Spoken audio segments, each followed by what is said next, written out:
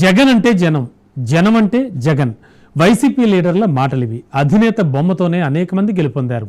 2019 ఎన్నికల్లో దుమ్ము రేపారు. కానీ 2024 ఎన్నికల్లో చిత్తుగా ఓడిపోయారు. అందుకు కారణమేంటో చెప్పుకొచ్చారు జగన్మోహన్ రెడ్డి. సొంత పార్టీ నేతలే నమ్మక ద్రోహం చేశారట. నేతల నిర్లక్ష్యమే కొంప ముంచిందట. రెండోసారి ముఖ్యమంత్రి పీఠాన్ని దూరం చేసిందట.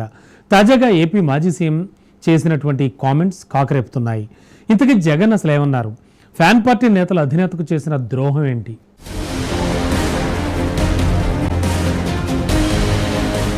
సొంత పార్టీ నేతలే ద్రోహం చేశారా? చేసిన మంచిని చెప్పుకోలేకపోయారా? వైసీపీ అధినేత వ్యాఖ్యల మర్మమేంటి?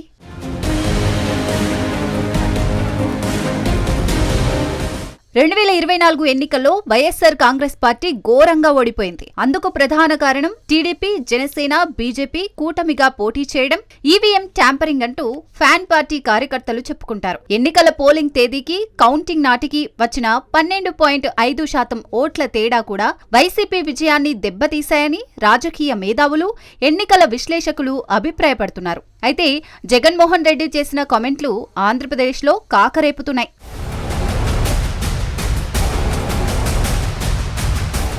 రాష్ట్రంలో యూరియా సమస్య, మెడికల్ కాలేజీల ప్రైవేటీకరణ, అలాగే కూటమి అనంత సభపై జగన్ స్పందించారు. గత 5 ఏళ్ల వైసీపీ హయాంలో రైతులను ఏ విధంగా తమ ప్రభుత్వం ఆదుకుంది, అలాగే రాష్ట్ర అభివృద్ధికి తీసుకున్న నిర్ణయాలను ఆయన వివరించారు. కూటమి ప్రభుత్వం ఎన్నికల ముందు ఇచ్చిన సూపర్ 6 హామీలేంటి, ఇప్పటి వరకు ఆ హామీల విషయంలో పాలకులు ఎలాంటి యూటర్న్ తీసుకున్నారో చెప్పుకొచ్చారు జగన్.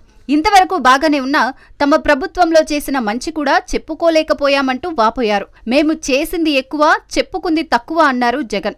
తాము చేసిన అభివృద్ధిని మా వాళ్లు సరిగా చెప్పలేకపోయారన్నారు. ఇప్పటికీ మా వాళ్లు వెనకబడి ఉన్నారంటూ ఘాటు వ్యాఖ్యలు చేశారు జగన్.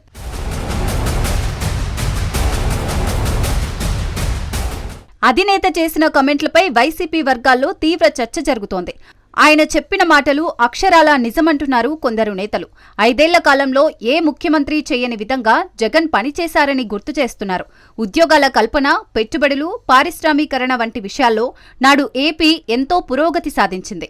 అనేక ఐటీ కంపెనీలు, పారిశ్రామిక కారిడార్లు ఏర్పాటు చేసింది. అలాగే పోర్టుల నిర్మాణం, కొత్తగా రాష్ట్రానికి 17 మెడికల్ కాలేజీలు తీసుకురావడం వంటి అభివృద్ధి కార్యక్రమాలతో ఆంధ్రప్రదేశ్ను పరుగులు పెట్టించారు జగన్. అంతేకాకుండా సంక్షేమం విషయంలో ఆయన ఎక్కడా తగ్గలేదు. అయినా కూడా టీడీపీ, బీజేపీ, జనసేన పార్టీలు జగన్పై విమర్శలు చేశాయి. ఉద్యోగాల కల్పనలో జగన్ విఫలమయ్యారని దుమ్మెత్తిపోశాయి. సంక్షేమం పేరుతో రాష్ట్రాన్ని శ్రీలంక చేస్తున్నారని గల్లీ నుంచి ఢిల్లీ వరకు ఫిర్యాదులు చేశారు కూటమి లీడర్లు. వాళ్లు చెప్పిందే నిజమని జనం కూడా బలంగా నమ్మారు. దీంతో 2024 ఎన్నికల్లో ఓటమి పాలయ్యారు. అధికారంలో ఉన్న పార్టీ నేతలుగా, మంత్రులుగా ప్రత్యర్థుల విమర్శలకు ధీటుగా జవాబివ్వాలి. ప్రజలను తమ వైపు తిప్పుకోవాలి. కానీ నాటి మంత్రులు, ప్రజాప్రతినిధులు చంద్రబాబు, పవన్ వంటి నేతల వ్యక్తిగత జీవితాలపై విమర్శలు చేస్తూ అధినేత దగ్గర మార్కులు కొట్టేసేందుకు ప్రయత్నాలు చేశారు. అధినేతను ప్రసన్నం చేసుకుంటే చాలు అనే ధోరణితో వ్యవహరించారు. అప్పట్లోనే పార్టీ వర్గాల్లో అంతర్గత చర్చలు జరిగిన విషయాలన్నీ అధినేత జగన్ వరకు వెళ్లలేదు. దీంతో ఇప్పుడు ఫలితం అనుభవిస్తున్నారు వైసీపీ కార్యకర్తలు. ఎన్నికలకు 2 ఏళ్ల ముందు నుంచే ఎమ్మెల్యేలను, మంత్రులను ఎన్నికలకు సిద్ధం కావాలంటూ జగన్ అనేకసార్లు హెచ్చరించారు. గడప గడపకు మన ప్రభుత్వం పేరుతో ప్రజల వద్దకు వెళ్లండి అంటూ ఆదేశాలిచ్చారు. అయినా ఆ ఆదేశాలను తేలికగా తీసుకున్నారు ఫ్యాన్ పార్టీ లీడర్లు. ప్రజల్లోకి వెళ్లింది కొందరైతే వెళుతున్నట్లు అధినేత దగ్గర కలరింగ్ ఇచ్చింది మెజార్టీ నేతలు. ఒక్క పార్టీ నాయకులే కాదు, ఏరి కోరి తెచ్చుకున్న ఐపాక్ టీం కూడా జగన్ కు ఎప్పటికప్పుడు తప్పుడు సర్వేలు, నివేదికలతో కాలం వెళ్లదీసిందట. పార్టీ నాయకుల పనితీరు, ప్రజల మూడ్, అలాగే ప్రభుత్వం చేస్తున్న అభివృద్ధిని, సంక్షేమాన్ని ప్రజల్లోకి తీసుకెళ్లడం, ప్రతిపక్షాల ఎత్తులకు కౌంటర్ వ్యూహాలు సిద్ధం చేయడం ఐపాక్ పని. కానీ ఆ టీం తప్పుడు సర్వేలిచ్చిందట. ప్రజల్లో ఉన్న వ్యతిరేకతను జగన్ దృష్టికి తీసుకురాలేదట. కొంతమంది నేతలైతే డబ్బులతో ఐపాక్ టీంను మేనేజ్ చేసి మరీ టికెట్లు దక్కించుకున్నారట.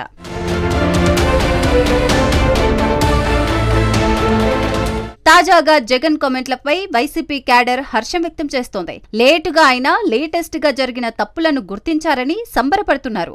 ఇక ముందైనా అధినేత జాగ్రత్తగా ఉండాలని కోరుతున్నారు ఫ్యాన్ పార్టీ కార్యకర్తలు.